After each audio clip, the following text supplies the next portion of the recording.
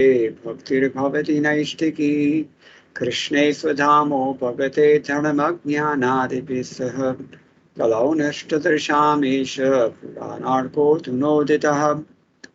This week we are on Srimad Bhagavatam, Canto 3, Chapter 26, and we're discussing text number 33. கிரந்தரா Srimad Bhagavatam ஸ்கந்தம் 3 அத்தியாயம் 26 பதம் 33 பார்க்க போகிறோம். Last week we discussed that from the transformation of false ego in tamas, sound appeared, and from that sound ether appears. சென்ற வாரம் நம்ம பார்த்தோம், அகங்காரத்தினுடைய தாமச குண வெளிப்பாடிலிருந்து சப்தமும் சப்தத்திலிருந்து வான்வெளியும் உற்பத்தி ஆனதுங்கிறத பார்த்தோம். And now we're continuing to discuss the same topic. அதே தலைப்புல இன்று மீண்டும் தொடர்கிறோம். Arthashrayatvam shabdasya drashturlingatvam cha tanmatratvam cha nabhaso lakshanam kavayo viduh.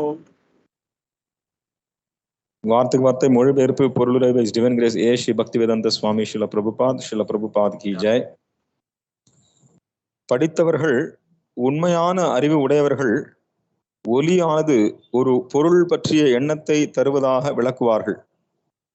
பேச்சாளர் இருப்பதை நமது பார்வையிலிருந்து மறைந்தாலும் வானின் நுட்பமான வடிவத்தை ஒலி உருவாக்கும் என்று சுட்டி காட்டுகின்றனர். பொருளுரை: நாம் கேட்பதை பற்றி பேசும் பொழுது எப்படியோ பேச்சாளர் ஒருவர் இருக்க வேண்டும் என்பது இங்கு மிக தெளிவாகிறது. பேச்சாளர் இல்லாமல் கேட்பதை பற்றிய வினா எழாது. அதனால் ஸ்ருதி என்று அறியப்படும் அல்லது கேட்பதால் பெறப்படும் வேத அறிவும் அபௌருஷ என்று அழைக்கப்படுகிறது. அபௌருஷ என்றால் அடிப்படையில் படைக்கப்பட்ட எந்த மனிதராலும் பேசப்படவில்லை என்று பொருள். தேனே பிரம்ம ஹிருதா என்று ஸ்ரீமத் பாகவதத்தின் தொடக்கத்தில் குறிக்கப்பட்டுள்ளது. பிரம்மனாகிய ஒலி அல்லது வேதமாகிய ஒலி முதலில் தனி முதலான படித்த மனிதராகிய ஆதி கவையே பிரம்மாவின் இதயத்தில் கருக்கொண்டது. அவர் எவ்வாறு படித்தவரானார்? கற்றல் எங்கெல்லாம் உள்ளதோ அங்கு ஒரு பேச்சாளர் இருப்பார், கேட்கும் முறையும் இருக்கும். ஆனால் பிரம்மாவோ முதலில் படைக்கப்பட்டவர் எனும்பொழுது அவரிடம் யார் பேசினார்? யாரும் இல்லாததால் அறிவை தர இருந்த ஆன்மீக ஆசிரியர் யார்? அவர் மட்டுமே வாழும் உயிர். எல்லோர் இதயத்திலும் பரமாத்மாவாக அமர்ந்திருக்கும் பரமபுருஷ பகவான் வேத நூல் அறிவினை அவருடைய மனத்திலும் தெரிவித்தார். வேத அறிவு பகவானால் பேசப்பட்டதாக புரிந்து கொள்ளப்படுவது. அதனால் அது மண்ணுலக தொடர்பின் குற்றங்களிலிருந்து விடுபட்டது. மண்ணுலக அறிவு ஆன்மீக ரீதியில் குற்றமுடையது. அதுவும் கட்டுப்படுத்தப்பட்ட ஆன்மாவிலிருந்து கேட்டால் அது முழுவதும் குற்றமுடையது. இம்மைக்குரிய செய்தி, மாயை, குற்றம், ஏமாற்றுதல் ஆகிய மண்ணுலக செய்திகள் புலன்களின் முழுமையில்லாத தன்மைகளால் கரைபட்டுள்ளன. எனவே மண்ணுலகம் படைப்பை கடந்த தத்துவமாகிய பகவானால் வேத அறிவு தெரிவிக்கப்பட்டதால் அது முழுமையானது. நாம் அந்த அறிவை சீட மரபில் பிரம்மாவிடமிருந்து பெற்றால் நாம் அந்த முழுமையான அறிவை பெறுகிறோம் என்று பொருள். நாம் கேட்கும் ஒவ்வொரு சொல்லும் அதன் பின்னணியில் ஒரு பொருளை கொண்டது. தண்ணீர் என்னும் சொல்லை நாம் கேட்டவுடன் அங்கு ஒரு பொருள் தண்ணீர் சொல்லுக்கு பின் உள்ளது. அதுபோல நாம் கடவுள் என்னும் சொல்லை கேட்டதும் அதற்கு ஒரு பொருள் உள்ளது. நாம் கடவுளிடமிருந்தே கடவுள் என்னும் சொல்லுக்கு பொருளும் விளக்கமும் பெற்றால் பின்னர் அது முழுமையானது. ஆனால் கடவுளின் பொருளை பற்றி நாம் கற்பனை செய்தால் அது முழுமையற்றது.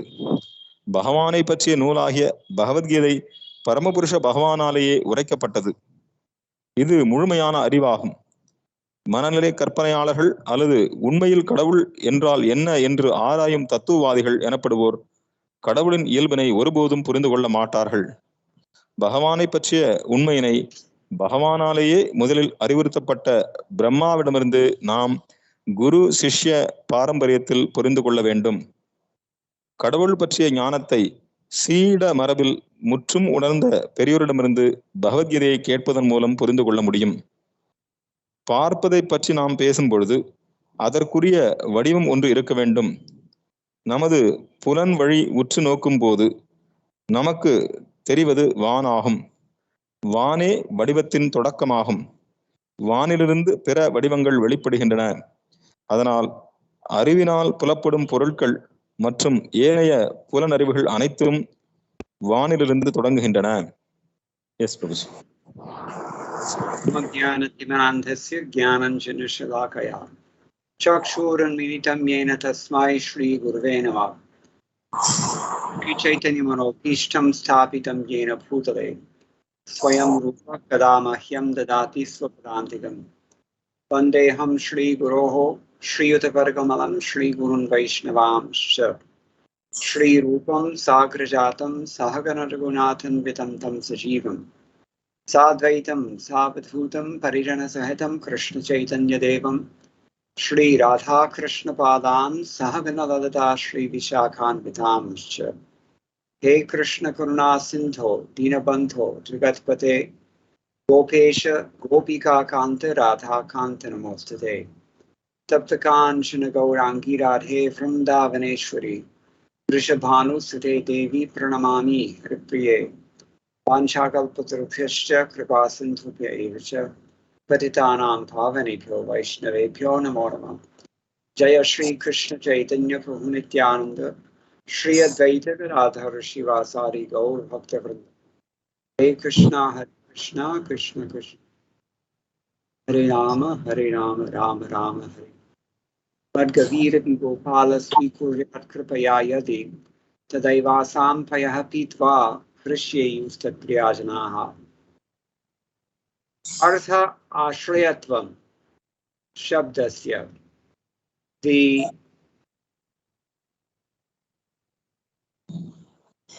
of every sound there is a shelter for its meaning.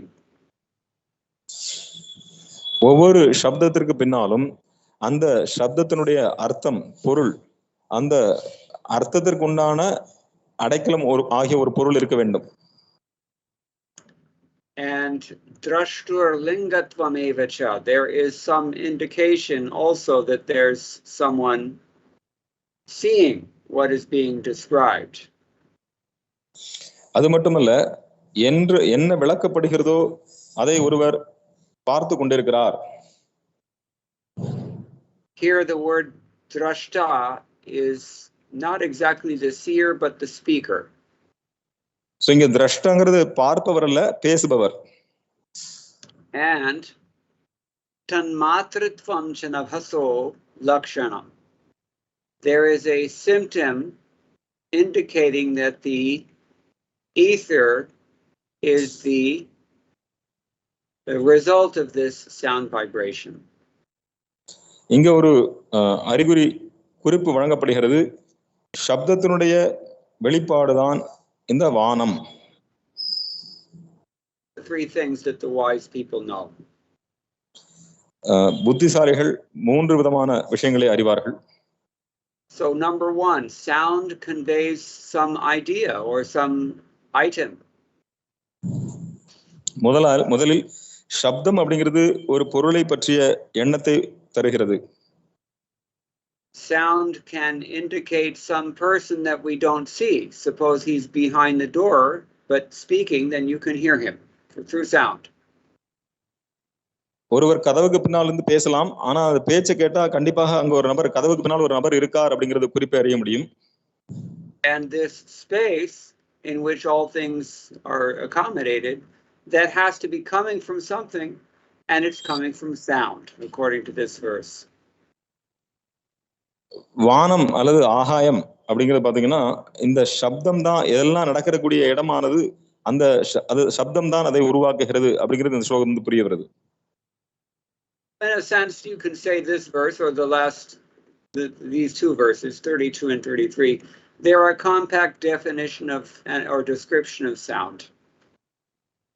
இந்த ஸ்லோகம் மட்டுமல்ல, 32, 33 இந்த ரெண்டுமே ஒரு சுருக்கமான சப்தத்தை பற்றிய ஒரு சுருக்கமான விளக்கங்கள். So shabda means sound, but shabda can also mean a word. சப்தம் என்றால் ஒலி என்று சொல்லலாம், சப்தம் என்றால் வார்த்தை என்றும் சொல்லலாம். That makes it a lot more clear when we say that the ashrayatvam of meaning is the word. ஆශ්‍රயத்துவம் அப்படிங்கிற வார்த்தை பார்த்தீங்கன்னா அந்த பொருளுடைய அர்த்தம். Everybody in Tamil understands ashrayatvam, right? ஆශ්‍රயத்துவம்ங்கிறது Tamil எல்லாருக்கும் புரியும் நினைக்கிறேன். I'm not necessarily Prabhu. ஆශ්‍රயத்துவம், yeah, ashrayatvam means the state of being a shelter for meaning, or being something that accommodates meaning. That is a word. ஆශ්ரயத்துவம் அப்படின்னா ஒரு பொருளுடைய அர்த்தத்தை, அதாவது அந்த பொருளுடைய அர்த்தம் என்ன அப்படிங்கறத விளக்குறது. And lingatvam, linga means indicator or some kind of symbol. லிங்கம் அப்படிங்கிறது வந்து ஒரு குறிப்பிட்ட விஷயத்தை குறிப்பிடுவது அல்லது ஒரு அடையாளம். Here I would say it means an indicator. So இங்க அடையாளப்படுத்துபவர். Just like if there's smoke, you can understand that smoke is the indication that there's fire. Since fire never produces no smoke and smoke never happens without fire, therefore smoke is the linga of fire. You can say this. So இப்போ நெருப்பு இருக்கு, புகை இருக்கு, நம்ம சொல்லுவோம் நெருப்பு இல்லாம புகையாது அப்படின்னு. ஏனென்றால் நெருப்பு இருந்தா கண்டிப்பா புகை இருக்கும், புகை இருந்தா கண்டிப்பா நெருப்பு இருக்கும். அப்படின்னா அப்போ புகை அப்படிங்கிறது நெருப்பினுடைய ஒரு அடையாளம் அல்லது நெருப்பை குறிப்பிடக்கூடிய ஒரு பொருள் வந்து புகை. So in the same way, if you're hearing someone talking, that means there's a person there who's speaking. அப்ப நீங்க யாராவது பேசுறது கேக்குறீங்கன்னா அப்ப கண்டிப்பா யாரோ ஒரு நபர் அங்க பின்னால இருந்து பேசிட்டு இருக்காருன்னு அர்த்தம். So it embodies an idea, a word, and it is the indicator that someone is speaking that word also. So சப்தம் அப்படிங்கிறது பாத்தீங்கன்னா ஒரு பொருளுடைய எண்ணம், அந்த பொருளை பற்றிய எண்ணத்தை குறிக்கிறது. அதே நேரத்தில் அங்கு பேசக்கூடிய ஒரு நபர் இருக்கிறார் அப்படிங்கிறதும் குறிப்பிடுகிறது. But the third one is a little harder to understand. How is it that space comes out of sound? That's not very easy to understand. ஆனா மூன்றாவது விஷயம் கொஞ்சம் புரிந்து கொள்வது கடினமானது. ஏனென்றால் சப்தத்திலிருந்து எப்படி ஆகாயம் வருகிறது அப்படிங்கிறது புரிஞ்சுக்கிறது கொஞ்சம் கடினமானது. We are kind of conditioned to think that sound happens within space. நாம எப்படி குறிப்பாக கட்டுண்ட நிலையில் இருப்பதெல்லாம் என்ன நினைக்கிறோம்னா ஆகாயத்துல தான் சப்தம் இருக்கு அப்படின்னு நினைக்கிறோம். So that's a little more difficult then. ஆனா அது கொஞ்சம் கடினமானதுதான். But the source of everything, include all these elements, actually is sound. ஆனால் எல்லா விதமான மூலக்கூறுகளுக்கும் மூலாதாரம் சப்தம் தான். If you have a big empty hall and someone speaks, you can hear them very easily because it's a big hall and it's empty. ஒரு பெரிய அறை இருக்கிறது, அதுல வந்து யாருமே கிடையாது, காலியா இருக்கு அப்படின்னா அங்க நீங்க வந்து எல்லா சத்தத்தையும் கேட்க முடியும். So it's true that space will accommodate mundane sound. உண்மைதான், ஆகாயத்துல வந்து பௌதிகமான சப்தம் இருக்கிறது. Yet in a strange way, mundane sound also is what creates the space that accommodates it. ஆனா இன்னொரு புதிரான விஷயத்தை பாத்தீங்கன்னா பௌதிகமான சப்தம் தான் ஆகாயத்தை உருவாக்குகிறது. Okay, so we're splitting hairs at this point. I don't know how you're going to say that in Tamil. So இப்போ நம்ம வந்து வேற ஒரு விஷயத்தை பார்க்க போறோம். Madhvacharya's comments are very brief. Ashrayatvam artha vishayatvam. He simply says that the substrate of meaning is the topic of a given idea or a given word. இங்க கொடுக்கப்பட்ட ஒரு வார்த்தையினுடைய ஒரு அதனுடைய எண்ணம், அந்த வார்த்தையினுடைய அர்த்தம் என்ன? Madhva tends to be very brief and abstruse, and that's the case here. Madhvacharya சுருக்கமாக சொல்கிறார், அதுதான் இந்த விஷயம் என்ன, அந்த பொருளுடைய அர்த்தம் என்ன.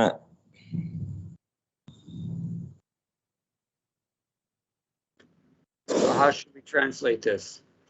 The topic of a given idea or meaning, that is the shelter of that meaning.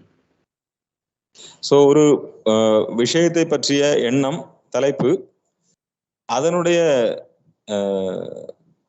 அந்த எண்ணத்தினுடைய தலைப்பு அதுதான் அதற்கு அடைக்கலம்.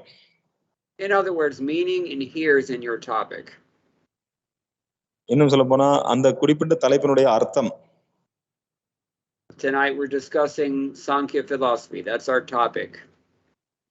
So இன்னைக்கு வந்து நம்ம சாங்கிய தத்துவம் பேசுறோம், அதுதான் நம்முடைய தலைப்பு. So whatever meanings we explain tonight, it's going to be on that topic of Sankhya. So என்னெல்லாம் நம்ம அர்த்தம் இன்னைக்கு அதை வந்து கலந்து உரையாடுகிறோமோ அதெல்லாமே வந்து சாங்கிய தத்துவத்தினுடைய தலைப்புல தான் இருக்கும். This is a crude and general way of understanding what Madhva has written very briefly here. இது ஒரு ஒரு சாதாரண நிலையில புரிந்து கொள்ளக்கூடிய தன்மை மத்வாச்சாரியர் விளக்குகிறார். Our Swami has said that we're explaining the characteristics of sound here. Sridhara சுவாமி சொல்றாரு, இங்க நம்ம வந்து சப்தத்தினுடைய குணங்களை பற்றி பேசிக் கொண்டிருக்கிறோம். Shabdasya lakshanamaha, it's been explained already. Arthashrayatvam, arthavachakatvam. See here, he says something slightly different from Madhu. The substrate of meaning is its expression, vachakatvam. So இங்க அவர் என்ன சொல்றாருன்னா, இங்க வந்து அந்த பொருளுடைய அர்த்தம் மட்டுமல்ல, அதனுடைய வாசகம், அது என்ன சொல்ல வருது. That's kind of like saying if someone gives a speech, then the meaning of the speech is in the words that he speaks, in the speech itself. இப்போ ஒருத்தர் வந்து ஒரு தலைப்புல பேசுறாருன்னா அவர் பேசக்கூடியதனுடைய அர்த்தம் வந்து அவருடைய அந்த அந்த வார்த்தைகளில் அந்த அந்த பேச்சிலே இருக்கிறது. And the indication of a seer who is behind a wall is the voice that reveals him. கதவுக்கு பின்னால் இருந்து பேசக்கூடியவர் அங்க அவர் இருக்காருங்கிறது எப்படி நமக்கு தெரியுது? என்றால் ஒலி வருகிறது, அந்த ஒலி இருப்பதனால் பேசுபவர் இருக்கிறார் அப்படிங்கறத நம்ம யூகம் பண்ண முடிகிறது. Maybe he's speaking himself, or maybe somebody else is saying, hey, there's a guy on the other side of this wall. அவரே பேசிக் கொண்டிருக்கலாம், அல்லது ஒருத்தர் வந்து அந்த கதவுக்கு பின்னால் ஒருத்தர் இருக்காருன்னு பேசிட்டு இருக்கலாம். Either way, this is an indication of the person, the speaker. எப்படி இருந்தாலும் பேச்சாளர் அங்க ஒருத்தர் இருக்கார் அப்படிங்கறத குறிப்பிடுகிறது. And then he quotes from Srimad Bhagavatam, 2nd canto, 5th chapter, 25th verse. அதன் பிறகு ஸ்ரீமத் பாகவதம் 2:5-25 இருந்து மேற்கோள் காட்டுகிறார். He says the relationship here is like the seer and the seen. So இங்க என்ன உறவு அப்படின்னா, பார்ப்பவர் மற்றும் பார்க்கக்கூடிய காட்சி, அது ரெண்டுக்கும் இருக்கக்கூடிய உறவு. Well, pretty abstract. So let's take a look at that verse and see what we're hearing. So இதெல்லாம் வந்து மேலோட்டமா தெரியும். அந்த என்ன சொல்ற அந்த ஸ்லோகத்தை எடுத்து பார்ப்போம் என்ன சொல்ல வர்றாருன்னு.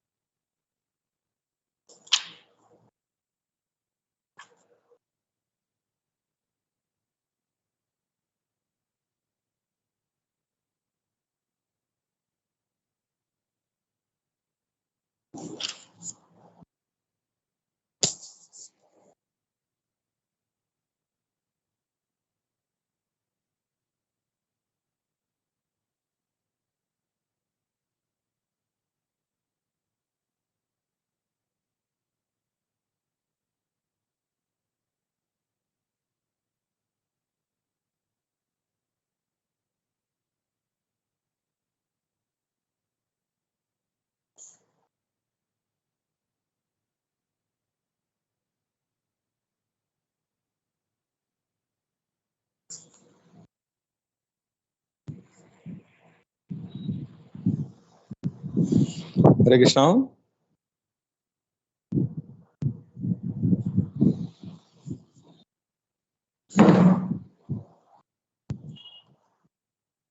Hare Krishna Babu.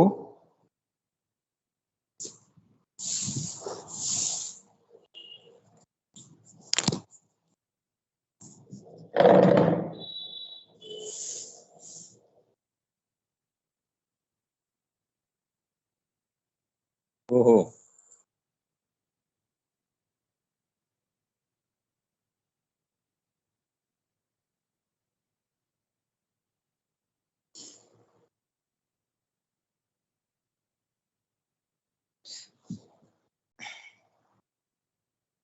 Hare Krishna. Hare Krishna Babuji. Yes, Prabhuji. Sorry about that. So yeah, let's read that text that's being quoted here by Sridhar Swami. Tamasad abhibhutader vikurvanada punnabha tasya matra gunaha shabdo lingam yat drashtre drishyayoho. That means, from the darkness of false ego, the first of the 5 elements, namely the sky, was generated. Its subtle form is the quality of sound, just as you have the relationship of the seer and the seed. 5 மூலப்பொருட்களில் முதலாவதான ஆகாயம் பொய் அகங்காரத்தின் இருளிலிருந்து உற்பத்தி செய்யப்படுகிறது. காண்பவன் காட்சியோடு தொடர்பு கொண்டிருப்பதைப் போலவே ஓசை ஆகாயத்தின் சூக்ஷ்ம வடிவமாக இருக்கிறது. We don't have, or at least I don't have, any lecture from Srila Prabhupada on tonight's verse. Normally this section of the Bhagavatam we have from Mumbai in early 1975, but I couldn't find verse number 33. I could find verses 32 and 34, but not 33. Srila பிரபுபாதருடைய உபன்யாசம் இந்த ஸ்லோகத்துக்கு நாம பார்க்கக்கூடிய 33ஆம் ஸ்லோகத்துக்கு இல்ல. மும்பையில பிரபுபாதர் கொடுத்திருக்காரு. 32 இருக்கு, 34 இருக்கு, ஆனா 33க்கு இல்ல. That leaves us with enough leisure time that we can get into this verse. It's being quoted by Sridhar Swami, 2:5-25. So இன்னைக்கு நம்ம காலம் இருக்கிறதுனால அதை 2:5-25 ஸ்ரீதர் சுவாமி அதை கோட் பண்றதுனால, அதை மேற்கோள் காட்டுறதுனால அதை நம்ம பார்ப்போம். It very nicely explains the same point as being made in tonight's verse. இன்னைக்கு ஸ்லோகத்துல பார்க்கக்கூடிய அதே விஷயத்தை இந்த 2:5-25லயும் தெளிவாக விளக்கப்பட்டிருக்கிறது. So Srila Prabhupada explains the 5 elements, namely the sky, air, fire, water, and earth, are all but different qualities of darkness, meaning false ego. Srila பிரபுபாதர் அழகாக விளக்குகிறார். 5 மூலப்பொருட்களான ஆகாயம், காற்று, நெருப்பு, நீர் மற்றும் நிலம் ஆகியவை பொய் அகங்காரம் என்னும் இருளின் வெவ்வேறு குணங்கள் ஆகும். So mundane sound is what creates mundane ether. பௌதிகமான சப்தம் பௌதிகமான ஆகாயத்தை உருவாக்குகிறது. But both of them, the sound and the ether, they're transformations of false ego. ஆனால் அந்த சப்தமும் சரி ஆகாயமும் சரி ரெண்டுமே பொய் அகங்காரத்தினுடைய வெளிப்பாடு. Srila Prabhupada says, due to this false ego of wanting to lord it over the material creation, all these ingredients are generated for the use of these living entities who are trying to enjoy apart from Krishna. இந்த அகங்காரத்தினுடைய காரணத்தால் ஜீவராசினுடைய போலியான சுகத்துக்காக இந்த எல்லா கூட்டு பொருட்களும் உண்டாக்கப்படுகின்றன. ஏனென்றால் அவன் ஜட உலகை அடக்கி ஆள வேண்டும் என்கின்ற இந்த பொய்யான அகங்காரத்தினுடைய காரணம். Now in Sankhya philosophy we know there are 2 main topics. சாங்கிய தத்துவத்துல 2 முக்கியமான தலைப்புகள் இருக்கிறது. Radha and Krishna. ஒன்று ராதா, இன்னொன்று கிருஷ்ணர். Of course they don't call it that. அவங்க அப்படி கூப்பிடுறது இல்ல. The Sankhya philosophers know these two as Purusha and Prakriti. So சாங்கியத்துல அவங்க புருஷ பிரகிருதி அப்படின்னு சொல்றாங்க. So the Purusha also actually refers to the living entities who are part and parcel of Krishna, because they're spiritual, they're of that higher nature. ஜீவாத்மாக்களும் பரமபுருஷ பகவானுடைய அம்சம் அப்படிங்கிறதுனால அவங்களும் புருஷன் என்று அழைக்கப்படுகிறார்கள். And the prakriti would be in our case matter, the lower nature. இப்ப நம்ம பார்த்துட்டு இருக்கும்போது பிரகிருதி அப்படிங்கிறது கீழ்நிலை இயற்கை. But the relationship is very similar to that of the Supreme Lord and his energies. ஆனால் உறவு பாத்தீங்கன்னா பகவானுக்கும் அவருடைய சக்திக்கும் இருக்கிற தொடர்பு போறிய அதே போலே தான் இந்த ஜீவாத்மாவிற்கும் இந்த கீழ்நிலை பிரகிருதிக்கும். What is that relationship? அது என்ன தொடர்பு? One is Purusha, the dominator, and the other one is Prakriti, the dominated. ஒன்று அடக்கி ஆளக்கூடிய புருஷர், இன்னொன்று அடக்கி ஆளப்படும் சக்தி. So Prabhupada continues, he says that the living being is practically the dominating factor over the material elements as the enjoyer, although the background is the Supreme Lord. ஆனால் சில பிரபுபாத இங்க விளக்குறார், இந்த ஜீவாத்மா அவன் தன்னை ஜடப்பொருள்களை ஆட்சி செலுத்துவார் நினைக்கிறான், ஆனா உண்மையிலே பாத்தீங்கன்னா பகவான் தான் அனுபவிப்பாளர். He says, factually, save and accept the Lord, no one can be called the enjoyer, but the living entity falsely desires to become the enjoyer. This is the origin of false ego. உண்மையில் பகவானை தவிர வேறு யாரையும் அனுபவிப்பர் என்று அழைக்க முடியாது. ஜீவராசி அனுபவிக்க ஆசைப்படுகிறான், அதான் பொய் ஆகானதுக்கு இதுவே பிறப்பிடமாகும். When the bewildered living entities desire this, then the shadow elements are all generated by the will of the Lord, and the living entities are allowed to run after them. எப்பொழுது இந்த ஜீவராசி இந்த பொய் அகங்காரத்தினால இதை ஆசைப்படுகிறானோ அனுபவிக்க வேண்டும் என்று, அப்பொழுது நிழல் போன்று இருக்கக்கூடிய எல்லா பொருட்களும் பகவானுடைய விருப்பத்தால் படைக்கப்பட்டு அவற்றின் பின்னால் ஜீவராசி ஓட அனுமதிக்கப்படுகிறான். Now we've said that the living entities trying to enjoy matter are kind of like the Supreme Lord enjoying his internal potency, but there's an important distinction to be made here. நம்ம ஏற்கனவே சொன்னோம், நாம ஜீவாத்மா எப்படி இந்த கீழ்நிலை பிரகிருதியை அனுபவிக்க நினைக்கிறதோ அதே போலவே பகவான் அந்த பகவானுடைய சக்தியான பிரகிருதியை அனுபவிக்க நினைக்கிறது போல ஜீவாத்மாவும் நினைக்கிறான்னு பார்த்தோம். ஆனா முக்கியமான ஒரு வேறுபாடு, வித்தியாசம் அங்க இருக்கிறது. The distinction is very important. He is the bona fide actual enjoyer, and we are fake, false enjoyers, trying to enjoy hopelessly. என்ன வித்தியாசம்? வித்தியாசம் ரொம்ப முக்கியமானது. ஏனென்றால் அவர் உண்மையாகவே அனுபவிப்பாளர், நாம போலியான அல்லது அனுபவிக்க ஆசைப்படக்கூடிய நபர்கள். அவ்வளவு தவிர நம்ம உண்மையான அனுபவிப்பாளர் கிடையாது. So we end up chasing dreams that never manifest.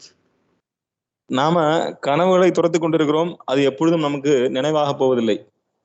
Before we can grab and embrace our dreams, they dissolve in front of our eyes in this world. நாம நம்மளுடைய கனவெல்லாம் நினைவாக்குறதுக்காக போய் அதை அரவணைக்க முயற்சி பண்றோம். ஆனால் நம்ம அதை அரவணைப்பதற்கு முன்னால அதெல்லாம் நம்ம கண்ணு முன்னாலேயே மறைந்து போய்விடுகிறது. That doesn't happen with Krishna. ஆனா அது கிருஷ்ணர் நடக்காது. Because Krishna happens to be the supreme controller and the supreme enjoyer.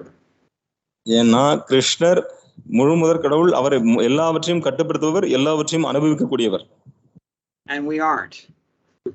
ஆனால் நாம் அது கிடையாது. So here Prabhupada has stated that nonetheless it is the Lord himself who is facilitating all these things just so that we can run after them to try and enjoy them, his things. இப்படி இருந்தாலும் பகவான் நமக்காக இந்த எல்லா விஷயங்களையும் படைச்சு நம்மளுடைய விருப்பத்தை நிறைவேற்றுவதற்காக நாம இந்த பௌதிகமான புலன்பத்துல அதை ஓடுவதற்காக இதெல்லாவற்றையும் நமக்காக படைக்கிறார். Just see the extreme benevolence and generosity and humility of the Supreme Personality of Godhead Krishna. பாருங்க, மூலமுதற்கடவுள் பகவான் கிருஷ்ணருடைய அவருடைய பணிவான தன்மை, அவருடைய கருணை, அவர் எந்த அளவுக்கு இந்த ஜீவாத்மாக்கள் மேல அன்பு வைத்து அந்த ஜீவாத்மாக்களுக்கு எல்லாவற்றையும் எந்த அளவுக்கு இறங்கி செய்யறாங்கிறது பாருங்க. It's actually, we're motivated by nothing other than envy in this world. Envious. நமக்கு எந்த விதமான நோக்கம் கிடையாது. ஒரே விஷயம் என்னன்னா பொறாமை. கிருஷ்ண இடத்துல பொறாமை, நான் தனியா அனுபவிக்கணுங்கிற அந்த எண்ணம் மட்டும்தான் நமக்கு இருக்கு. But without minding that or taking offense at that, still the Lord tolerates and facilitates us in that envious endeavor of trying to exploit his energy while evading his authority. பாருங்க, நம்ம அவர் மேல பொறாம வச்சிருக்கோம்னு தெரிஞ்சிருந்தாலும் அவர் அவருடைய சக்தியை நாம நம்மளுடைய சுயநலத்துக்காக பயன்படுத்துவதற்காக நம்மளுடைய எல்லா பொறாமை எல்லாத்தையும் சகித்து கொண்டு அவர் நமக்கு எல்லா விதமான வசதிகளையும் செய்து கொடுக்கிறார். Nobody does like this in this material world. இந்த பௌதிக உலகத்துல யாரும் இந்த மாதிரி செய்யறது கிடையாது. There was one famous criminal, not so famous, but he was a criminal. ஒரு குற்றவாளி, ஒரு பிரசித்தி, ஒரு புகழ்வாய்ந்த அவருடைய அந்த அளவுக்கு ஃபேமஸ் இல்ல, ஆனா ஒரு குற்றவாளி இருந்தார். And like most criminals, eventually he got busted and he got thrown in jail. எல்லா குற்றவாளி மாதிரி ஒரு நாளைக்கு அவரும் பிடிபட்டார், ஜெயிலுக்குள்ள போட்டாங்க. So what happened when the guy was put away behind bars? What did his best friend do? So அவரை தூக்கி ஜெயிலுக்குள்ள போட்டோம்னா அவருடைய நண்பர் என்ன பண்ணாரு? He went and took his girlfriend. So அவர் போய் அந்த ஜெயில்ல இருந்த குற்றவாளியுடைய காதலியை எடுத்துக்கிட்டாரு. They say in English, when the cat's away, the mice will play. ஆங்கிலத்துல இருக்கு, பூனை இல்லாத டயத்துல எலி தன் ஆட்டத்தை காமிக்கும். So he's doing like this. So இந்த மாதிரி பண்ணிட்டு இருக்கான். If you do like this to anyone in this world, they're going to kill you. So இந்த உலகத்துல நீங்க யாருக்காவது இந்த மாதிரி பண்ணீங்கன்னா அவங்க கண்டிப்பா உங்களை கொன்றுவாங்க. Especially if he's already a gunda, which this guy was. குறிப்பா அவன் குண்டனா இருந்தா, இந்த குற்றவாளி குண்டன் தான், அதனால அவன் நினைச்சா கண்டிப்பா கொன்ற முடியும். But just compare Krishna's character with this ordinary character. So இந்த ஒரு சாதாரண ஒரு நபரட்டையும் பகவான் கிருஷ்ணனுடைய குணத்தை நீங்க ஒப்பிட்டு பாருங்க. Krishna, when he sees that we're eager to exploit his property, his energies, his parts and parcels, he folds his hands and says, what can I do for you, please? Krishnan போய் நம்ம கிருஷ்ணனுடைய சக்தி, அவருடைய எல்லா அவருடைய சக்தி ஃபுல்லத்தையும் நாம நம்ம சுயநலத்துக்கு பயன்படுத்தணும் போது கிருஷ்ணன் ரெண்டு கை கூப்பி நான் உங்களுக்கு என்ன செய்யணும் சொல்லுங்க அப்படிங்கிற. It's kind of like when Bhrigu Muni came to test who is the Supreme Lord out of all the three Murtis. So eventually he went to Lord Vishnu and kicked him in the chest. First thing, no words spoken, just immediately kicked. இது எப்படின்னா, பிருகு முனிவர் அந்த மும்மூர்த்திகள்ல யாரு முழுமுதற் கடவுள் அப்படிங்கிற சோதனை பண்றதுக்கு வரும்பொழுது அவர் பிருகுமுனி நேரா போய் பகவான் விஷ்ணுடைய மார்புல எட்டி உதைக்கிறார். வார்த்தை எதுவும் பேசல, நேரா போய் முதல்ல உதைக்கத்தான் செய்யறார். And Lord Vishnu immediately got up and rushed over to Bhrigu Muni and said, oh, I'm sorry, are you okay? Did you hurt your foot? Is there anything I can do? Vishnu உடனடியாக எழுந்து அவர் என்ன பண்றாரு, பிருகு முனிட்ட, ஓ நான் என்ன மன்னிச்சுங்க, நான் ஏதாவது தவறு பண்ணிட்டேனா, உங்களுடைய பாதம் வலிக்குமே, நான் உங்களுக்கு என்ன செய்யணும்? Prabhupada also tells a story. One man, he was a rascal, and even though he had a perfectly chaste wife, he was attracted by some prostitute. பிரபுபாதர் ஒரு முறை ஒரு விஷயம் சொல்லியிருக்கிறார். ஒரு நபர் இருக்கிறார், அவர் கொஞ்சம் அயோக்கியன், அவருடைய மனைவி நல்ல கற்பு கரிசி தான், ஆனா இவருக்கு இன்னொரு விபச்சாரி மேல தொடர்பு இருந்தது. So he couldn't afford that prostitute. அவரால் அந்த விபச்சாரியோட தொடர்பு இருந்தாலும் அவளுக்கு அவரால் பணம் கொடுக்க முடியல. But when his chaste wife understood his desire, she immediately made all arrangements. Somehow or other, she got the money together to try to hire this prostitute for her husband to enjoy. உடனடியாக அந்த மனைவி தெரிஞ்சுக்கிறாங்க. So நம்முடைய கணவருக்கு இந்த விபச்சாரி மேல ஆசை இருக்கு, அதனால இந்த மனைவி என்ன பண்றாங்கன்னா, என்னெல்லாம் செய்ய முடியுமோ செஞ்சு அந்த விபச்சாரியை எப்படியாவது தன்னுடைய கணவனுக்கு அவர் அருமைக்கிட்டும் அப்படிங்கிறதுக்காக அதுக்குண்டான வேலையெல்லாம் செஞ்சு பணத்தை ரெடி பண்றாங்க. Of course, that's just a story. This actually doesn't happen in this world. இது ஒரு கதை, இது இந்த உலகத்துல நடக்காது. In this world, that husband would be slapped with a lawsuit. இந்த உலகத்துல அந்த கணவர் மேல கோர்ட்ல கேஸ் போட்டுருவாங்க. So we can appreciate just how like I said, Krishna is so humble and Krishna is so benevolent also, and Krishna is so extremely generous. He facilitates our every desire, even though we're such rascals. நம்ம கிருஷ்ணனுடைய குணங்களை நம்ம இப்ப அன்பு பாராட்ட முடியும் எப்படின்னா பாருங்க கிருஷ்ணர் வந்து எவ்வளவு பணிவோடு அவர் முழுமுதற் கடவுளா இருந்தாலும் நம்ம ஒவ்வொருத்தருடைய இச்சையும் பூர்த்தி பண்ணுவதற்காக எல்லா வசதி வாய்ப்புகளும் செய்து கொடுக்கிறார். அவர் மிகவும் கருணை வாய்ந்தவர். அவர் மட்டும் அது மட்டும் இல்லாம தன்னுடைய சத்தை எல்லாருக்கும் விட்டு கொடுக்கிறார். He goes so far as expanding into these 3 Purusha incarnations and all these universes coming out just to facilitate every last possible desire that exists in this world. அவர் 3 புருஷ அவதாரமாக எடுத்து இந்த பிரபஞ்சங்களை உருவாக்கி ஒவ்வொரு விஷயங்களும் உருவாக்கி எல்லாம் எதுக்குன்னா இந்த அவர் மேல பொறாமை கொண்ட நம்முடைய ஒரு சின்ன கடைசி ஆசை இருந்தா கூட அந்த ஆசையை நிறைவேற்றுவதற்காக இவ்வளவு அரும்பாடுபடுகிறார். And according to each and every living being's particular stripe of false ego, the Lord is generating all these different elements just to facilitate his desires. இந்த அகங்காரத்தினால இருக்கக்கூடிய பல வகைப்பட்ட பலதரப்பட்ட ஆசைகளை கொண்டு இருக்கக்கூடிய இந்த ஜீவாத்மாக்களுடைய பலதரப்பட்ட விருப்பங்களை நிறைவேற்றுவதற்காக அவர் பல்வேறு விதமான விஷயங்களை உருவாக்கி நம்மளுடைய ஆசையை நிறைவேற்றுவதற்காக அரும்பாடுபடுகிறார்.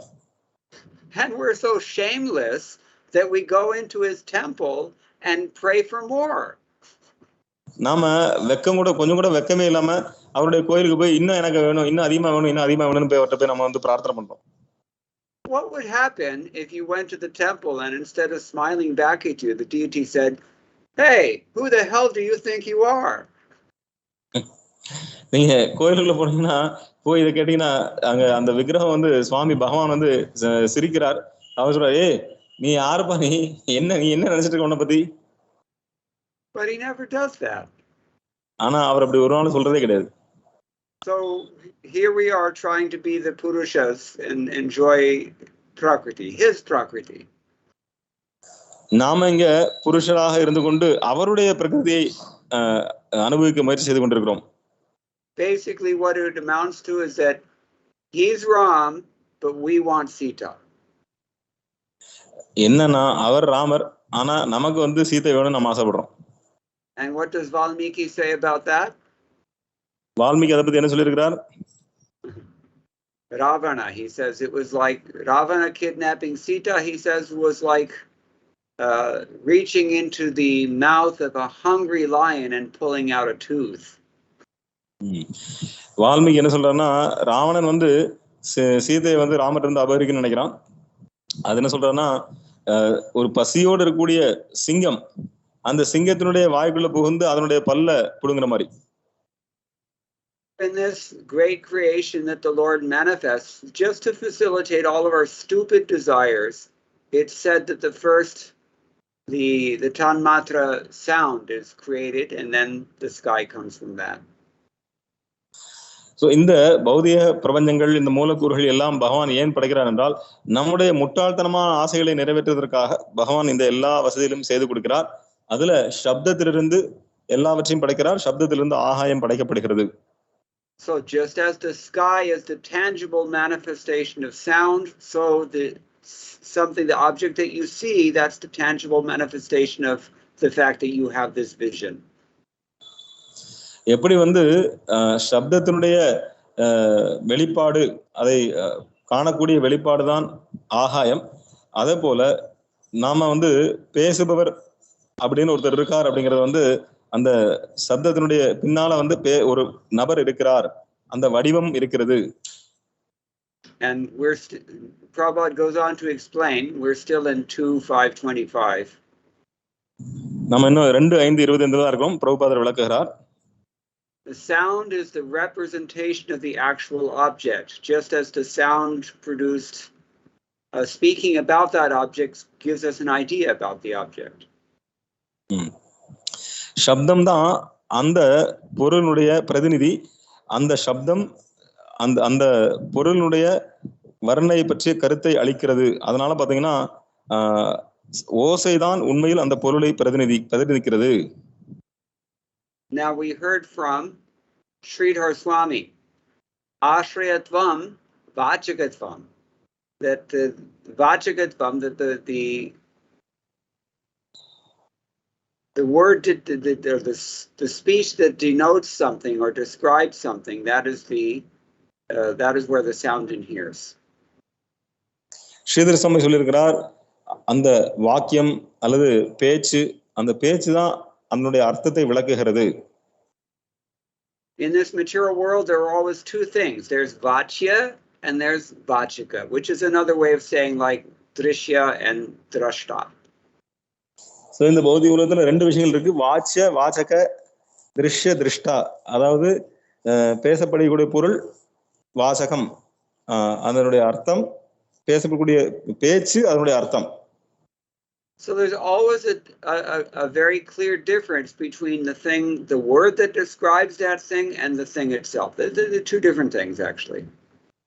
So ரெண்டு விஷயங்கள், ஒன்று அந்த பொருளுடைய பெயர், இரண்டாவது அந்த சப்தத்தினுடைய உண்மையான அர்த்தம், அந்த பொருள் என்ன. But when we come to the original sound, which is the holy name of the Lord, then there's no more any distinction between vachaka and vachya. They're the same. Original sound, அதாவது உண்மையான மூலாதாரமான அந்த சப்தத்துக்கு வரும்பொழுது அங்க பகவான் கிருஷ்ணனுடைய நாமம், அங்க பாத்தீங்கன்னா வாச்சிய வாசக ரெண்டுக்கு வித்தியாசம் கிடையாது, ரெண்டும் ஒண்ணுதான். Therefore, if we simply vibrate this transcendental sound, Hare Krishna, Krishna Krishna, Hare Hare, Hare Rama, Rama Rama, Hare Hare, then we can enjoy the transcendental association of the Supreme Personality of Godhead because he's not different from his name. Hare Krishna Mahamantram, Hare Krishna Krishna Krishna Hare Hare, Hare Rama Rama Rama Hare Hare, இந்த மந்திரத்தை உச்சரிக்கும் பொழுது நாம தெய்வீகமான திவ்யமான அந்த சப்தத்துடன் தொடர்பு கொள்வதன் மூலமாக அங்க நேரடியாக பகவானோடு தொடர்பு கொள்கிறோம். ஏனென்றால் பகவானுடைய நாமத்துக்கும் பகவானுக்கும் வேறுபாடு கிடையாது. Lord Chaitanya says, Nam Namakari Bahudha Nija Sarva Shaktis, that the Lord has so many names, and in each and every name he has invested all of his potency, Sarva Shakti. Chaitanya Mahaprabhu சொல்றார், பகவானுக்கு எண்ணற்ற நாமங்கள் இருக்கின்றன, அந்த ஒவ்வொரு நாமத்திலும் பகவானுடைய சர்வ சக்தியும் அதில் இருக்கிறது. Goswami, can you hear me now? Yes, Prabhuji. Rupa Goswami says, Vachim Vachikamitti Dedi Bhavato Nama Surupatwayam.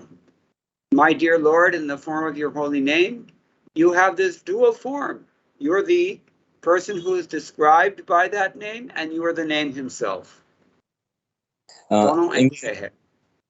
ரூப கோஸ்வாமி சொல்றார், பகவானே நீங்கள் இரண்டு விதத்தில் வெளிப்படுத்துகிறீர்கள்.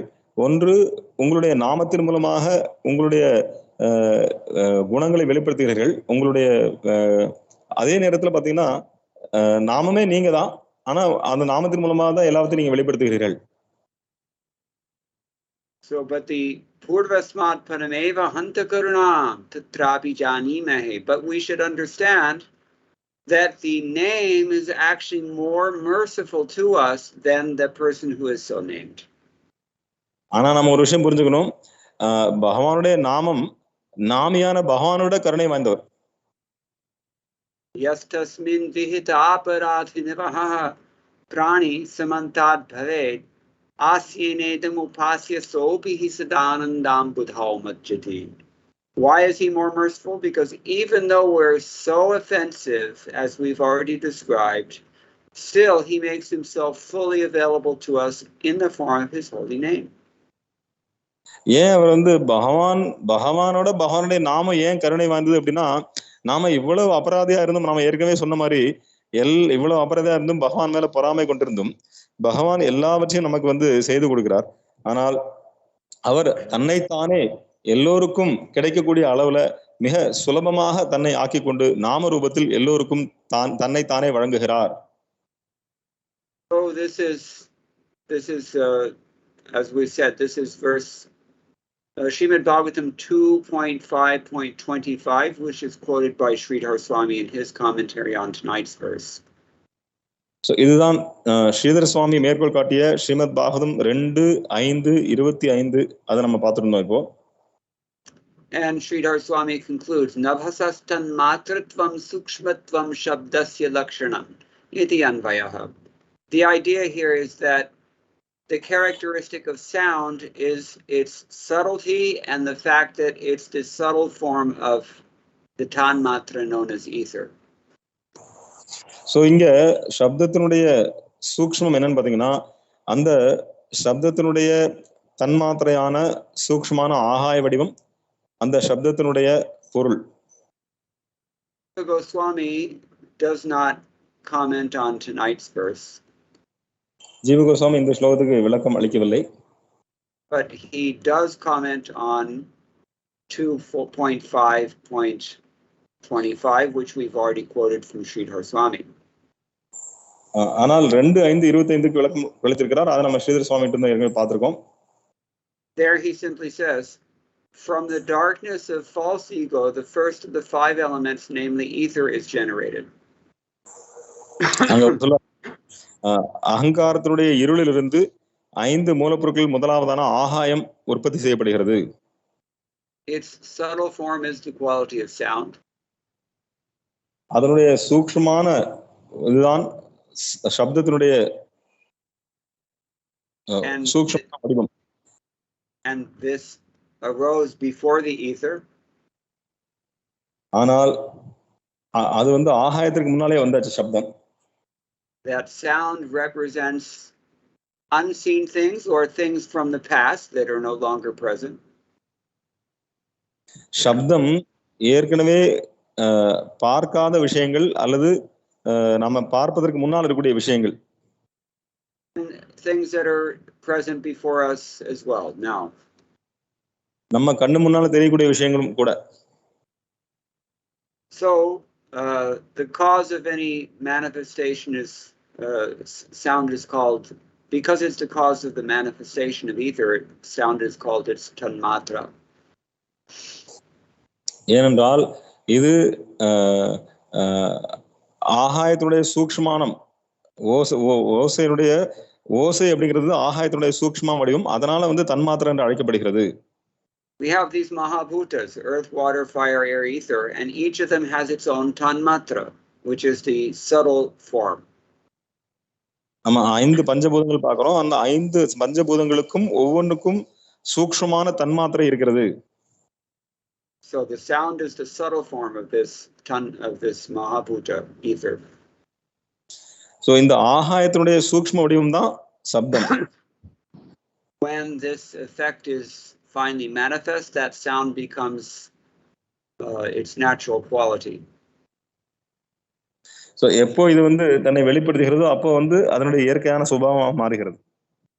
And sound is what causes us to understand what is seen and what will be seen. சப்தம் தான் நாம எதை பார்க்கிறோம் அல்லது எதை பார்க்க போகிறோம் அப்படிங்கறது சப்தம் தான் உணர்த்துகிறது. If we are seeing something, நாம ஏதாவது பார்க்கிறோம் என்றால். So Vishwanath Chakravarti Thakur likewise explains this verse, text 33. Sri Viswanath சக்கரவர்த்தி தாக்கூரும் இந்த 33ஆம் ஸ்லோகத்துக்கு விளக்கம் அளிக்கிறார். The wise describe the qualities of sound. புத்திசாலிகள் இந்த சப்தத்தினுடைய குணங்களை விவரிக்கிறார்கள். How so? எப்படி? Sound expresses the meaning and it reveals the seer. சப்தம் அதனுடைய அர்த்தத்தை வெளிப்படுத்துகிறது, அதே நேரத்துல பேசுபவர் அல்லது பார்ப்பவரையும் வெளிப்படுத்துகிறது. The seer in this case would be Vyas or Shukdev Goswami, and the sound would be the pastimes of Rama and Krishna. So இங்க பார்ப்பவர் அப்படின்னு பாத்தீங்கன்னா வியாசதேவர் அல்லது சுகதேவ் கோஸ்வாமி என்ன பார்க்கப்படுகிறதுனா ராமர் கிருஷ்ணருடைய லீலைகள். Or it could also, again, as we said already, it can reveal the speaker who may be, say, behind a wall or something like that. அல்லது பேசக்கூடிய நபர் யாரு செவத்துக்கு பின்னால் இருந்து கதவுக்கு பின்னால் இருந்து பேசுறாங்களோ அந்த நபரையும் குறிக்கிறது. It's the subtle form of ether. இது ஆகாய வடிவம். Now, in his own purport, Srila Prabhupada makes a number of very important points. So Srila Prabhupada முக்கியமான சுட்டிக்காட்டுகிறார். They don't necessarily explain tonight's verse, but they're very important and should be said. Therefore, he does say them. So அது நேரடியா விளக்க விட்டாலும் அந்த முக்கியமான விஷயங்கள் அதெல்லாம் தான் பிரபுபாதர் சொல்லி இருக்கிறார். First of all, he says, as soon as we speak of hearing, that means somebody must be speaking. Otherwise, how can we hear? கேட்கிறோம் அப்படின்னு கேட்கறத பத்தி பேசும்போது இப்போ ஒருத்தர் யாராவது பேச்சாளர் இருக்கணும். பேச்சாளர் இல்லைன்னா கேட்கறத பத்தி கேள்வியே கிடையாது. And therefore, the Vedic knowledge is called Shruti, that which is heard. அதனால வேத அறிவுங்கிற பாத்தீங்கன்னா ஸ்ருதி, கேட்கப்பட்டது என்று சொல்லப்படுகிறது. But who has spoken this Shruti? ஆனா யார் இதை பேசினது இந்த ஸ்ருதிய? Nobody. யாரும் பேசல. How is that possible? அது எப்படி யாரும் பேசாம எப்படி சப்தம் கேட்கும்? When we say nobody, we mean nobody that we know can exist in this world, no ordinary person. நாம யாருமே பேசலாம் என்ன அர்த்தம்னா இந்த உலகத்தில் இருக்கக்கூடிய சாதாரண ஒரு நபர் பேசவில்லை. That's called apaurushaya. This knowledge is like that. அதான் அபௌருஷேய அப்படின்னா இந்த ஜட உலக மனிதரால் உருவாக்கப்பட்டது அல்ல. And he gives the example of Lord Brahmaji. Brahmaji was alone. In the beginning, he was the first living being who was created. So who spoke to him? அப்ப அவர் சொல்றார் பிரம்மா தான் முதல்ல படைக்கப்பட்ட உயிர்வாழி. அவருக்கு யாரு சொல்லி கொடுத்தது? Tene Brahma Hridaya Adi Kavaye. The Srimad Bhagavatam tells us. Paramatma from within his own heart spoke to Lord Brahma and revealed all this knowledge. Srimad பாகவதத்தில் சொல்லப்பட்டிருக்கிறது தேனே பிரம்ம ஹிருதாய ஆதி கவையே, பரமாத்மா அவருடைய இதயத்தில் வேத அறிவை விளக்குகிறார். Then Srila Prabhupada makes the very important point that whatever is spoken by the Supreme Lord, that's understood to be freed from defects. அதுக்கப்புறம் முக்கியமான விஷயத்தை பிரபுபாதர் சொல்றார், எங்கெல்லாம் பகவானை பற்றி பகவானால் பேசப்பட்டதாக இருக்கிறதோ அது எந்த விதமான குறையும் இருந்து விடுபட்டது. When we say apaurushaya, we should understand that actually it is spoken either by the Lord or about the Lord. எப்போ அபௌருஷேயன்னு சொல்றோமோ அது பகவானால் பேசப்பட்டது அல்லது பகவானை பத்தி பேசப்பட்டது. So although Vedic knowledge is called apaurushaya, the fact of the matter is that it is purushottamaya. வேத அறிவுங்கிறது அபௌருஷே என்று அழைக்கப்படுகிறது. அது புருஷோத்தமே அப்படின்னா புருஷோத்தமரால் சொல்லப்பட்டது. Any other knowledge that is not coming from Bhagavan, it's going to be tainted. எந்த அறிவு பகவானிடமிருந்து வரவில்லையோ அது கண்டிப்பாக குறைவுடையதாக இருக்கும். Just like you cannot buy anything in the South Asian subcontinent that is not contaminated by something. So இந்த தெற்கு ஆசியால நீங்க எதுவுமே வாங்க முடியாது, அது கண்டிப்பாக ஏதாவது கரைப்பட்டு தான் இருக்கும். It's even worse in China. அது இன்னும் சைனால அதை விட மோசமானதா இருக்கும். You all know about plastic rice? So உங்களுக்கு எல்லாம் தெரியும் பிளாஸ்டிக் அரிசி இப்ப வந்துட்டு இருக்கு. They actually make rice that's not really rice. It looks like rice, it cooks like rice, it tastes like rice, but it's plastic. அது பாத்தீங்கன்னா பாக்குறதுக்கு அரிசி மாதிரியே இருக்கும், சமைச்சாலும் அரிசி மாதிரியே இருக்கும், சாப்பிட்டாலும் அரிசி மாதிரி இருக்கும். ஆனா அது அரிசி கிடையாது, அது plastic. No wonder all living beings in this world now have plastic coursing through their veins instead of blood. So இப்ப பாத்தீங்கன்னா எல்லாருக்கும் நரம்புல ரத்தம் போறதுக்கு பதிலா பிளாஸ்டிக் ஓடிட்டு இருக்கு. So similarly, just as your milk is tainted or your rice is tainted, if you go and buy, you can't go and buy powdered spices in India. Everybody knows why you can't do that. So நீங்க வெளியே போய் உங்களுடைய பால் கரைப்பட்டு இருக்கிறது, நீங்க வாங்கக்கூடிய எல்லா பொருட்களும் கரைப்பட்டு இருக்குது, எதுவுமே நீங்க போய் வெளியே வாங்க முடியாது. My wife bought a watermelon the other day and it was funny, the watermelon. நான் ஒரு கோசா பழம் தர்பூசணி வாங்கினேன், ஆனா தர்பூசணி வாங்கல, அது வினோதமா இருந்தது. It just didn't look right because it probably wasn't right. Now they inject watermelons also with God only knows what. அவங்க பாத்தீங்கன்னா இப்ப அந்த தர்பூசணிக்கும் ஊசியை போடுறாங்க, அவங்க என்ன போடுறாங்க கடவுளுக்கு தான் தெரியும். So this is what it means to be tainted. So இதுதான் கரை உள்ளது. And it's motivated by cheating propensity to make more money for free. This is what people are thinking, rascals. இது ஏனென்றால் அவர்கள் ஏமாற்றம் குணமுடையவர்களால அந்த ஏமாற்றக்கூடிய குணத்தால உந்தப்பட்டு அவர்கள் இந்த மாதிரி பல்வேறு விதமான தவறுகளை செய்கிறார்கள். And similarly, people do that with knowledge also. அதே மாதிரி மக்களும் வந்து அறிவுலையும் இந்த மாதிரி ஏமாத்துறாங்க. And they're so conditioned to being cheaters that they don't even know they're cheaters anymore. So அவங்க ஏமாற்றுறதுல இவ்வளவு கைதேர்தல் இருக்கிறார்கள். அதுலயே வந்து பழகி போயிட்டாங்க. அதனால வந்து நாங்க ஏமாத்துறவங்களும் அவங்களுக்கு தெரிய மாட்டேங்குது. Just like any business transaction in India, we experience that if there's an opportunity to cheat, the person will take advantage of it. This is my personal experience. So என்னுடைய சொந்த அனுபவம், இந்தியாவில் எந்த ஒரு வியாபார கணக்கு விளக்கு பரிவர்த்தனை நடந்தாலும் அங்க வந்து ஒரு ஏமாத்துறதுக்கு ஒரு வாய்ப்பு இருந்து அப்படின்னா கண்டிப்பாக வந்து அந்த வாய்ப்பை பயன்படுத்திப்பாங்க. When you grow up in a society in which everyone is doing this to you, you don't even think about it anymore.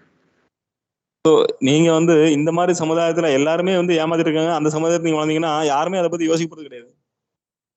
And because you're constantly reminded of this process going on, you take part in it even without even being conscious of it, that you're also doing the same thing. So நீங்க இந்த சமுதாயத்துல வளர்றதுனால எல்லாமே தினசரி இது செஞ்சுட்டு இருக்கிறதுனால நீங்க அதுலயும் நீங்க பங்கெடுத்துக்கிறீங்க. அப்போ வந்து இது ஒரு பெரிய விஷயம் நமக்கு தெரியறது இல்லை. So out of our own cheating propensity mainly, we also taint the philosophy of Krishna consciousness sometimes with our own கரைபடக்கூடிய தன்மை இருக்கிறதுனால இந்த கிருஷ்ண பக்தி இந்த தத்துவத்தை கூட நம்ம வந்து கரைபடியது ஆக்குறோம் நம்ம. But in addition to our cheating propensity, we also taint this knowledge with our, if we impose upon it, our limited sense perception. So இது கரை மட்டுமல்ல, குறை மட்டுமல்ல, நம்மளுடைய குறைமதி அல்லது நம்மளுடைய குறையான புலங்களை கொண்டு அதையும் நம்ம வந்து தவறான விஷயங்களை நம்ம சொல்லிட்டு இருக்கோம். Or if we ignore the fact that from time to time we make mistakes or become illusioned, misled.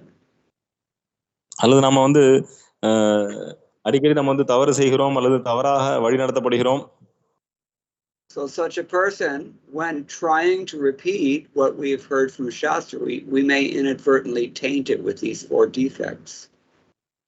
So அப்பேற்பட்ட நபர் வந்து நம்ம சாஸ்திரம் சொன்னாலும் அவங்களும் சொல்லுவாங்க, ஓ நீங்களும் வந்து குறைபாடு உடையவர்னு சொல்லலாம். Therefore, it's very important instruction that Prabhupada gives when he says that if instead we receive Vedic knowledge from the Supreme Lord or from the disciplic succession of Lord Brahma, then what we receive is going to be perfect. It will not be tainted. அதனாலதான் பிரபுபாதர் சொல்றார், நாம பகவானிடமிருந்து அல்லது பகவானுடைய பிரம்மாண்டிலிருந்து வரக்கூடிய பிரம்மாவிலிருந்து வரக்கூடிய சீட பரம்பரையிலிருந்து நம்ம பெற்றால் முழுமையான அறிவை பெற முடியும். So we have to at least hear from a person who is authorized in the disciplic succession. Evam parampara praptam imam rajarshyo viduhu. நாம அங்கீகார பெற்ற குரு சீட பரம்பரையிலிருந்து வரக்கூடிய ஒரு குருநாதன் வந்து கேட்க வேண்டும். So these are just a few things. We're out of time now, but there are more things that we could speak about this verse, but these are just a few points. So காலம் ஆயிடுத்து. இந்த ஒரு சில விஷயங்கள் பேசியிருக்கோம், இன்னும் நிறைய விஷயங்கள் பேசலாம். Anybody have any questions or any comments so far? யாருக்கு ஏதாவது கேள்விகள் கருத்துக்கள்னு சொல்லுங்க. Ishori Priya.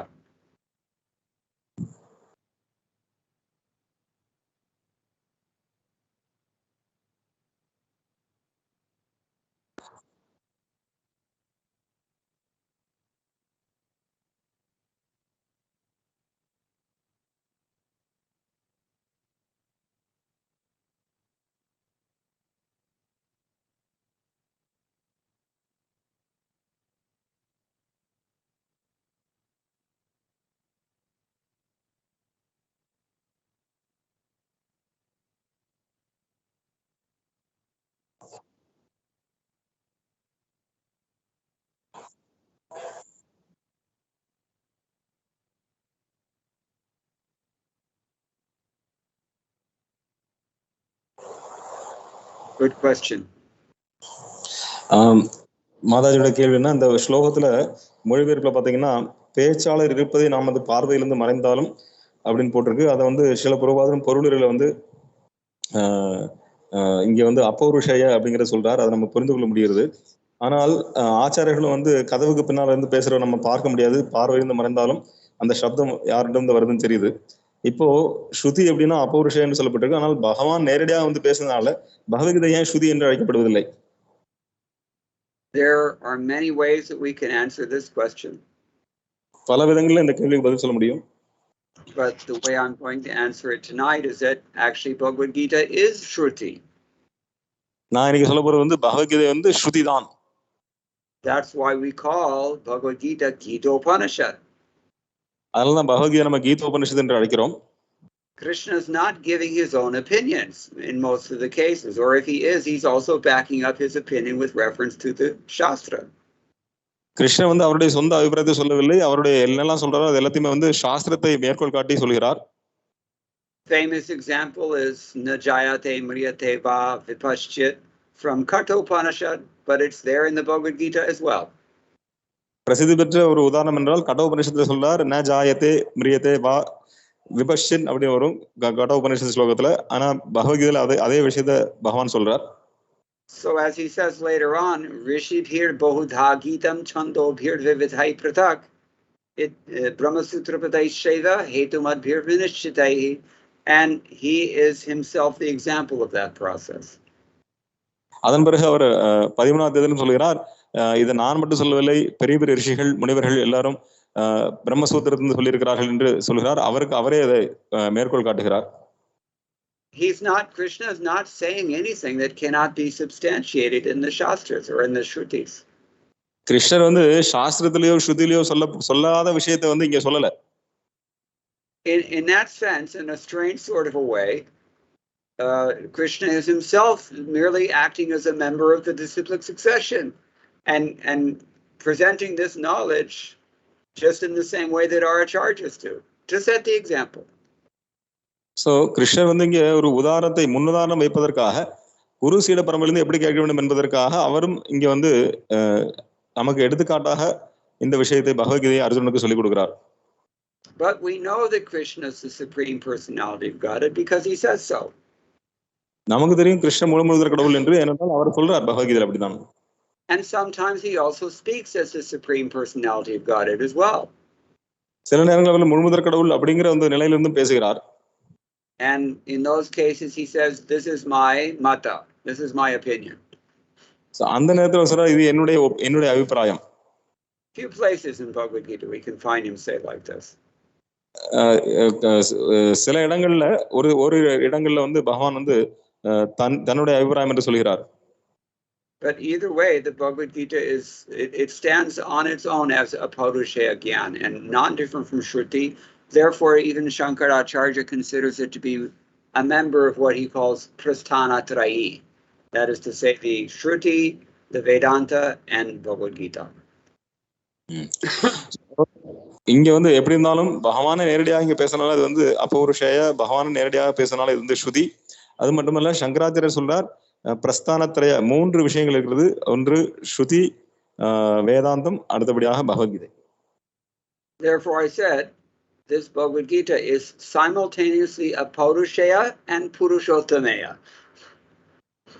ஸோ அதனால நான் ஏற்கனவே சொன்ன மாதிரி பகவத்கீதை அப்பௌருஷேய, அதே நேரத்தில் புருஷோத்தமேய. அப்படின்னா மனிதனால் உருவாக்கப்பட்டதல்ல, புருஷோத்தமரான பகவான் கிருஷ்ணனால் சொல்லப்பட்டது.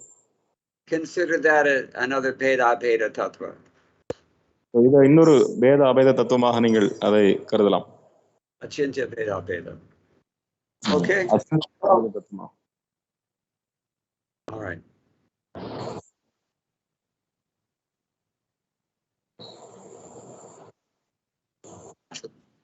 Yes.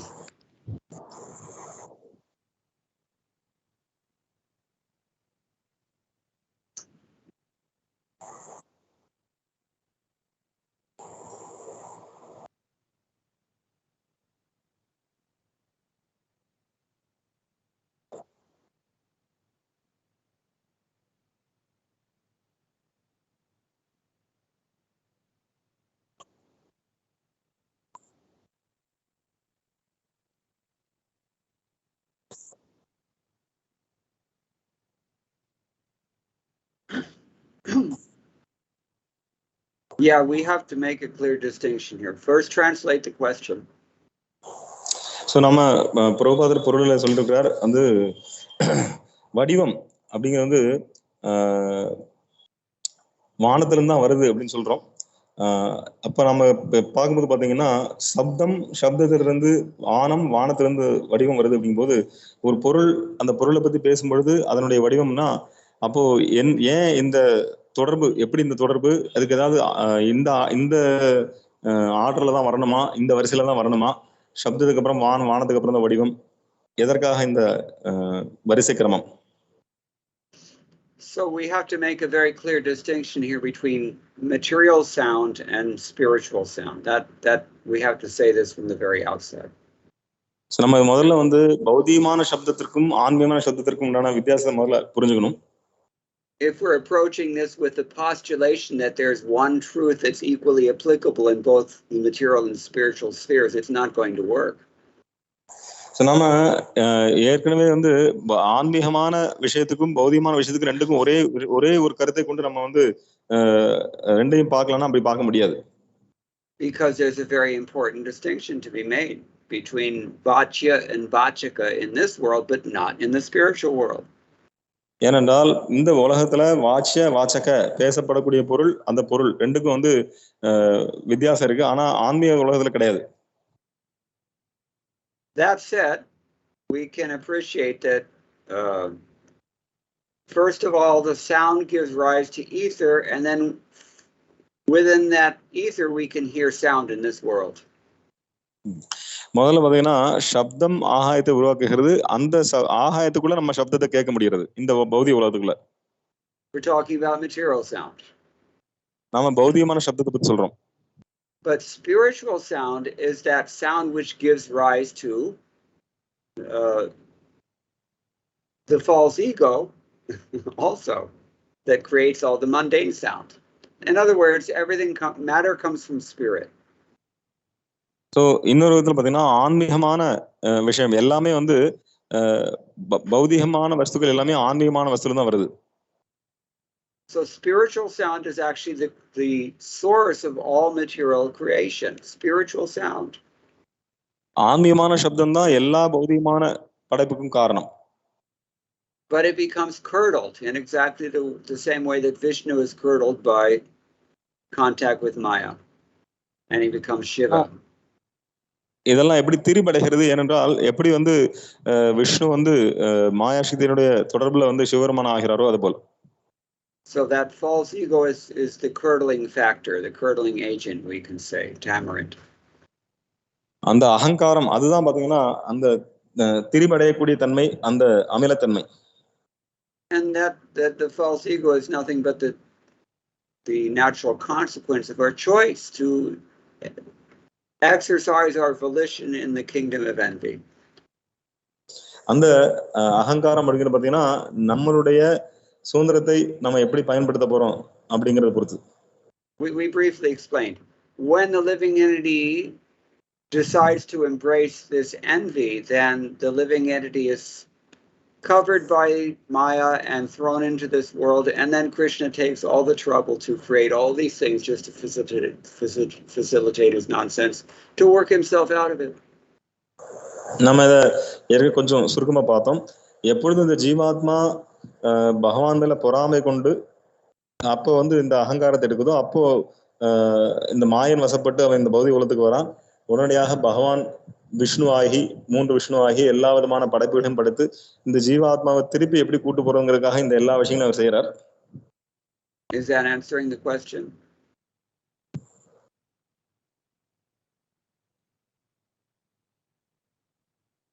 One more question.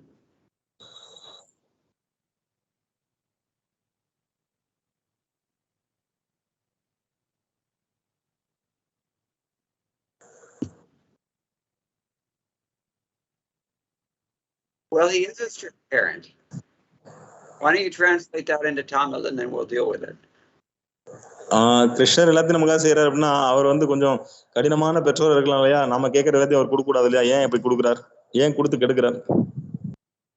I told you that Krishna facilitates us, but he makes sure that it doesn't work.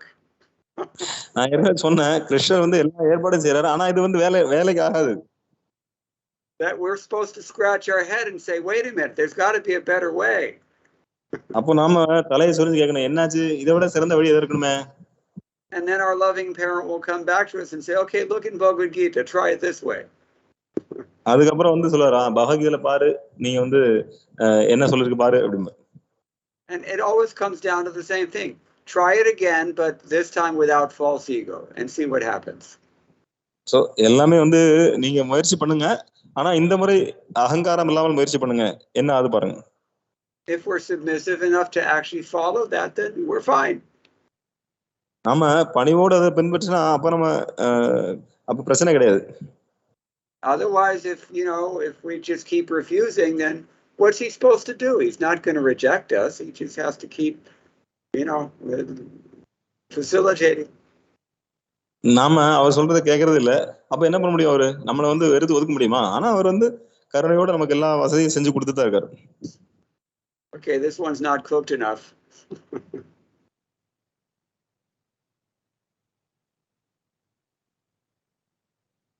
So, we have to make that choice. I mean, it's not so hard to understand the philosophy unless we really don't want to understand it. Then it's impossible. So, இந்த தத்துவத்தை புரிஞ்சுக்கிறது கஷ்டம் கிடையாது. நாம புரிஞ்சுக்க கொள்ளக்கூடாது அப்படின்னு நினைச்சோம்னா நம்ம புரிஞ்சுக்க முடியாது. So, this is what he has to do. Otherwise, like we always say the same thing, it's not robotics. We have our free choice, and he's going to let us have that. I mean, it has to be voluntary. This is the point. That's love. நாம ஏற்கனவே சொல்லிருக்கோம், இது வந்து எந்திரத்தனமானது கிடையாது. சும்மா நம்ம சொல்லலாம் செய்யறதுக்கு எந்திரம் கிடையாது. அது மாதிரி பகவானுடைய எந்திரம் நம்ம கிடையாது. ஆனா நம்ம எல்லாருக்குமே வந்து அன்பு அப்படின்னாலே நமக்கு விருப்பம் இருக்கு. நம்ம அவரோட இருக்கவும் செய்யலாம், இல்ல அவரோட இல்லாம இருக்கலாம். கட்டாயப்படுத்தினா அது வந்து அன்பு கிடையாது. Sometimes you hear these news stories, crazy people. They may get attracted by someone, but because they're crazy, they could never have an ordinary relationship with that person. So they go and abduct the person, tie them up in their house, and just, do whatever they want with that person. That's not love. நம்ம ஏற்கனவே பல விஷயங்கள் கேள்விப்பட்டிருப்போம். ஒரு நபர் இன்னொரு நபரை பிடிக்கும், அவங்க என்ன பண்ணுவாங்கன்னா நேரடியாக அவங்கள்ட்ட வந்து நல்ல உறவு வச்சுக்காம அவங்க என்ன பண்ணுவாங்கன்னா அந்த நபரை கடத்தி போய் அவங்கள கையை காலை கட்டி போட்டு அவங்க என்ன பண்றாங்களோ அந்த மாதிரி பண்றாங்க. சோ இது வந்து அன்பு கிடையாது. So that is very unhealthy. It's very perverted and just it's criminal. Why would Krishna go to that extent? அது ஆரோக்கியமானது கிடையாது. அது வந்து அன்பு பூர்வம் கிடையாது. கிருஷ்ணர் அந்த அளவுக்கு போறது இல்ல. He's already got all good qualifications. The problem is on our side only. அவர் எல்லா நல்ல குணமும் அவர்ட்ட இருக்கு. பிரச்சனை நம்ம கிட்ட தான்.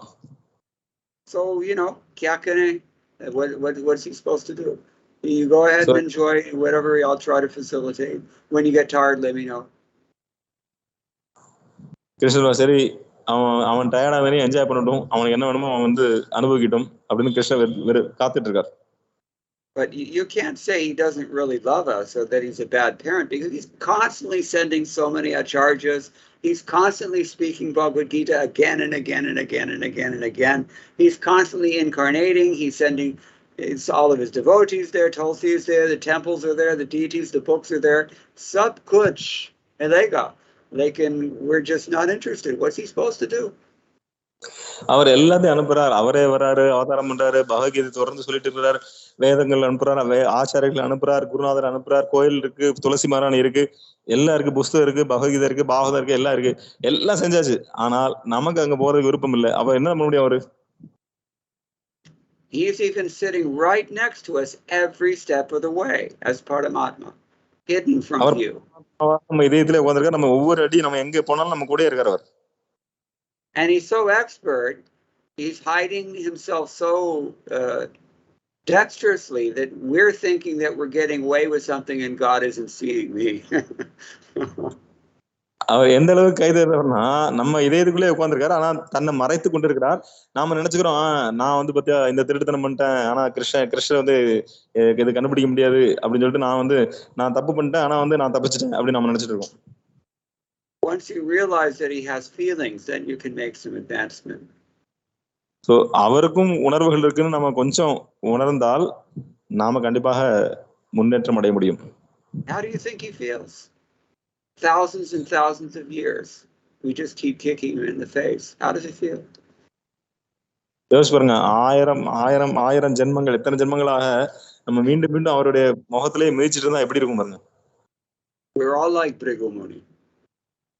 நாமெல்லாம் பிருகுமுனி மாதிரிதான். I don't know if that's answering your question. Okay, so maybe it's time to stop now. It's 8:20. Thank you all very much. All glories to Srila Prabhupada. Thank you, Prabhuji. Vansha kalpadrubhyasya kripa sindhubhyev च पतितानां पावनेभ्यो वैष्णवेभ्यो नमः. Srila Prabhupada ki jai.